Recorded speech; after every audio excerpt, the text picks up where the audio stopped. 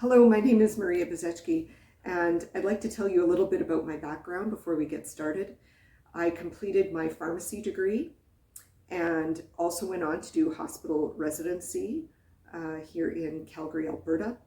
From there, I began work with Alberta Health Services for 18 years as a poison and drug information specialist. During that time, I also completed my training in restorative reproductive medicine. After a little bit of time, I began practicing here in Calgary, Alberta. And I'd like to bring you some of the information that may help you with your fertility journey. So just to start, there's a lot of information out there. It's not uncommon to see on the news that infertility rates are on the rise and soaring year after year. We could talk about these numbers, but I'd rather not, because more importantly, I'd like to focus on why are those increases occurring. I would rather do that than promote fear-mongering in a vulnerable group of women and couples. The focus on this session is going to be to provide positive options and solutions to empower you to learn more about your fertility health. So let's begin with just talking about infertility, or as some others call it, subfertility. Infertility is a symptom of an underlying disease. Women don't just become infertile for no good reason.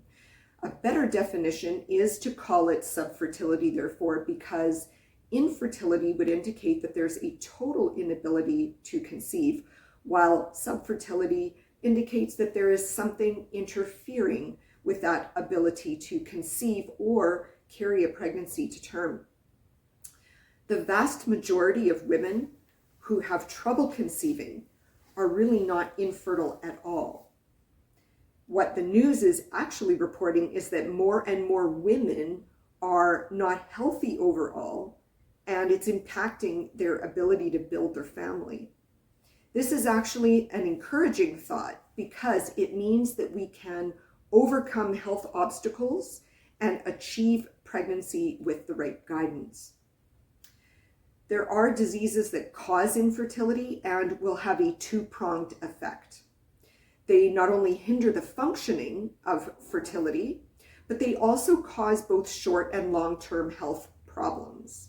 The persistent unwillingness to address infertility problems from this point of view or perspective is one of the major flaws in the current approach to the treatment of infertility, which largely involves artificial techniques at this time.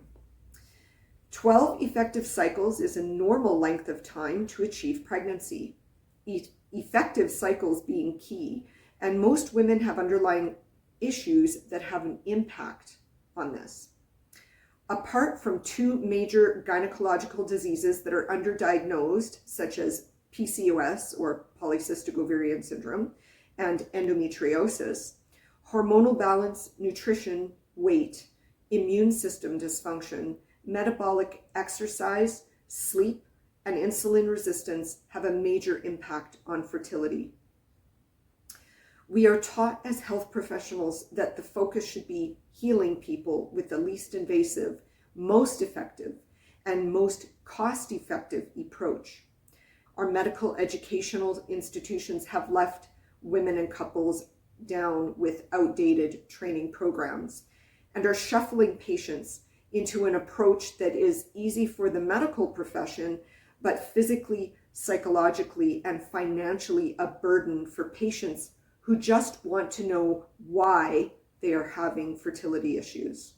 If patients know why they can't conceive or maintain a pregnancy, it helps them cope, reduces their stress, and creates closure so they can move forward. It is important for everyone to identify their needs and options. Fertility treatment is not a one-size-fits-all model. How did we get here? Well, until 1978, most of the effort in medicine in evaluating and treating women with infertility was placed in trying to identify and treat the underlying causes. In 1978, in vitro fertilization produced a paradigm shift. it led to a skipping over of the causes, and this continues up until the present day to be the foundational management approach with artificial technology. In essence, it is a symptomatic or band-aid approach to treatment, not one that gets down to the root causes. Unfortunately, the training in medical and other healthcare professions followed suit to become less diagnostic when it comes to women's health and fertility. In my experience with over 900 women and couples, what have I learned up until this point? First of all, everyone wants to know why they are struggling with fertility. When being referred, they expect that they will get clarity on that situation. Second opinions are very valuable for information gathering and decision making, and we do encourage women and couples to reach out to their healthcare team. What can be done about fertility-related issues in women and couples? Look into a restorative reproductive medicine consultant, somebody who has specialty training in this medical model.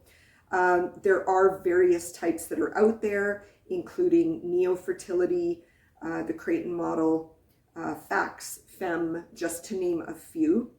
And some of these programs will work directly with some of the charting apps or femtech products that can be very helpful to you. When a restorative reproductive medicine consultant is brought in on your healthcare team, they may do things like hormone testing, disease screening. They do carry of an effectiveness which has a range depending on the program, anywhere from 52.8% to 80%. For example, the success rate for neo-fertility is 52.8% overall for all fertility couples. They found that they were 32.1% effective in failed IVF couples, and with recurrent miscarriage couples, they were 80.6% effective with their programs.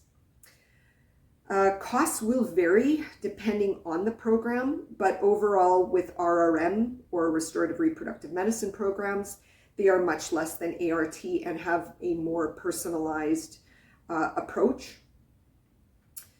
Safer and healthy pregnancies are something that I just previously mentioned, and this is a component of the RRM programs. So this affects not only the mother, but the baby as well. There's a higher incidence of full-term normal weight babies, low incidence of multiples, and also low prematurity risk. In order to build your family, it's much easier with an RRM program to have more than one child, because once you understand what the underlying cause is and the effective treatment that worked the first time, you can just repeat that and go on to hopefully have more children with the same regimen. Preventative care for short and long-term related issues is part of that package.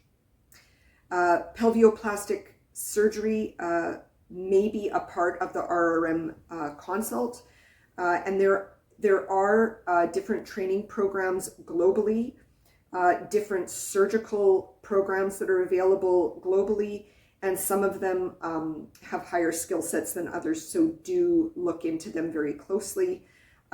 If international surgical pelvioplastic surgeons are looked into, keep in mind that may affect timely access to surgery. Looking into artificial reproductive technology, what we know about this area is that it is only about 20% effective for IVF and about 5 to 15% effective for IUI.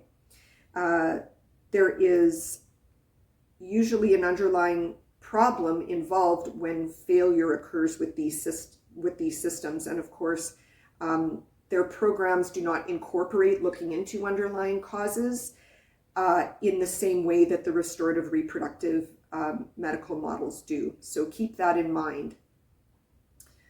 These programs cost approximately $15,000 to $18,000 for one round of IVF, and often multiple rounds are required.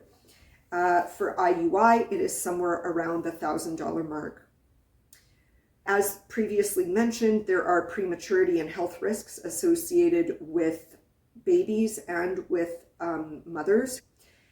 And multiple rounds may be needed in order to achieve the first pregnancy, and certainly multiple rounds if you are looking for additional pregnancies with ART.